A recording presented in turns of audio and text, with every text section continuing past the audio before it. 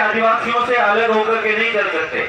आप जानते होंगे कि राजस्थान हाई कोर्ट में और सुप्रीम कोर्ट में बहुत सारे ऐसे हैं जिनमें हमारे आरक्षण के बारे में हमें जो विशेषाधिकार प्राप्त है उन सबको छीनने के लिए अलग अलग समुदायों के लोगों ने ऐसे मुकदमे कर रखे हैं।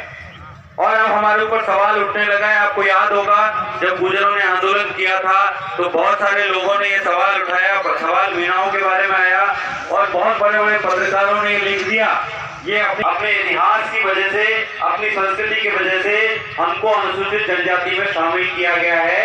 ये पहले हम खुद समझें और अपने बच्चों, कोई भी बच्चा कोई भी बड़ा हमारे सामने वितरित करें। जैसे चंदा इकट्ठा करके हम पंचायत कर रहे हैं, चंदा इकट्ठा करके हम बड़े हो जाते हैं क्योंकि हम उनसे थोड़े अलग हैं। अलग होना कोई बुरी बात नहीं है, लेकिन अलग होने की प्रक्रिया में हम क्या कर रहे हैं कि हम बहुत सारे अंधविश्वासों में गिरते चले जा रहे हैं। आज से 50 साल पहले आप में से कितने लोगों की जन्म पर अंधविश्वास हमारी आदिवासियत की पहचान नहीं है। कितने सारे देवी देवता ले आए आप बाहर से, कितने सारे बहुत सारे त्योहार ले आए जो हमारे त्योहार नहीं है, दूसरों के त्योहार हैं, उनके देवी हैं। इस बात को आपको विचार करना पड़ेगा। कुछ लोगों को बात बुरी लग सकती है, लेकिन ये आदिवासियत की पहचान नहीं है। आदिवासियत की पहचान क्या है? हमारे अपने पुरखे, उन पुरखों के प्रति सम्मान दे। अपने घर में पता चला कि माँ बाप की सेवा करते नहीं, माँ बाप का कहना मानते नहीं, और बाहर बहुत सारे हमारे लड़के हैं जो क्रांतिकारी बने घूम रहे हैं। पहले माँ बाप की सेवा करो, दादा दादी घर में उनकी सेवा करो। वो पहला धर्म एक आदिवासियत का धर्म है कि अपने पुरखों की सेवा करना, उनको सम्मान देना। और जो जितने सारे अंधविश्वास घुसते चले जा रहे हैं उन सब से हमको बचना है। महिलाओं को बचाना है, क्योंकि महिलाएं अगली पीढ़ी तैयार कर रही होती है। वो छोटे बच्चों को सिखाती हैं। आजकल महिलाएं क्या सिखाती है कि अच्छा ये व्रत कर लो, ये त्योहार कर लो, ऐसे करना है, ऐसे रहना है। बेटियों को पढ़ना नहीं सिखा पा रहे। बेटियों को हमको पढ़ना सिखाना है। बेटियां अब कोई भी क्षेत्र में पीछे नहीं है, सभी क्षेत्रों में वो आ गई हैं। लेकिन फिर क्या जरूरत पड़ गई कि हम रील बनाने लगे? अपने आप को अव्यक्त करने के लिए अगर कोई YouTube चैनल बनाते हैं, कुछ ज्ञान की बात करते हैं, समाज का बेटा है या बेटी है, दोनों को ही अवसर है, दोनों बनाएं, YouTube पे वीडियो बनाएं, कुछ भी करें, लेकिन अपने आप का कोई अश्लील प्रदर्शन ना करें। ऐसा कोई काम ना करें जिससे हमारे समाज की मानहानि हो, दूसरे समाज के लोगों को हमारे ऊपर हंसने का मौका मिले, हमारे परिवार की बदनामी हो। ऐसा कोई काम ना करें। आपने नियम बहुत सारे बनाए, बहुत अच्छे अच्छे नियम हैं, लेकिन एक दो नियमों के बारे में मैं जरूर कहना चाहता हूँ।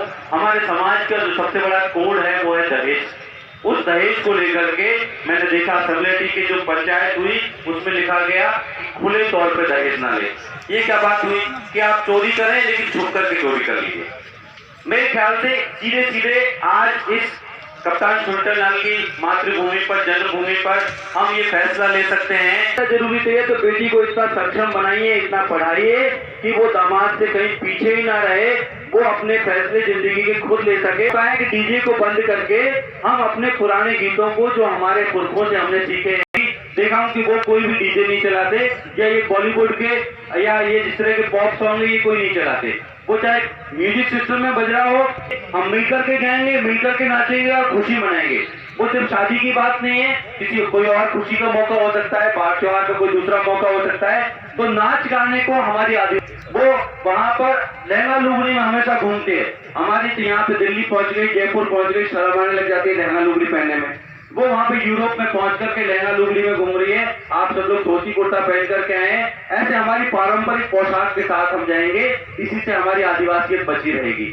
ये परंपराओं को, क्योंकि कल जब हम हाई कोर्ट में जब ये सवाल चल रहा है, सुप्रीम कोर्ट में ये सवाल चल रहा है, टीवी चैनलों में सवाल चल रहा है कि मीणा कौन है, तो हमको अपनी पहचान के साथ में अपनी आदिवासी पहचान को बचा के रखना पड़ेगा, अपनी संस्कृति को बचा के रखना पड़ेगा, तभी हमारे अधिकार बच पाएंगे और हमको एकजुट होना पड़ेगा। ये बात भाई ने गलत तरीके से कही, लेकिन कही सही कि हमको सिर्फ गरीबों के ऊपर सारे नियम लागू नहीं करने।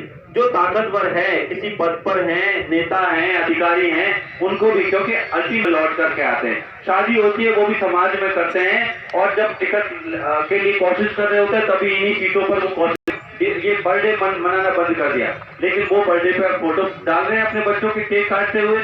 तो उनको भी हमको पाबंद करने की जरूरत है, लेकिन वो शालीनता से होगा, आपस में बात। वैसे तो आपको बहुत समय चाहिए, लेकिन आपने शॉर्ट में अपनी बात रखी और विशेष तौर पर दिया आदिवासियत को बचाए रखने पर जोर।